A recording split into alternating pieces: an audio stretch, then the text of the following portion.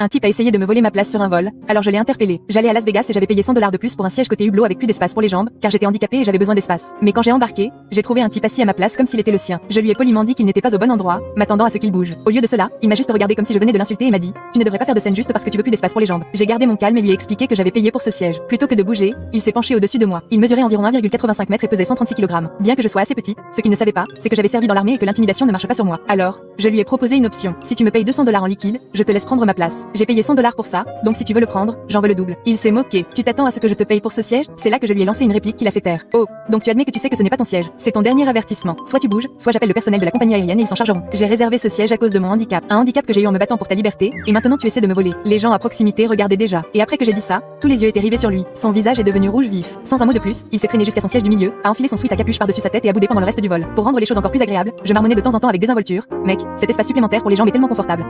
Un type a essayé de me voler ma place sur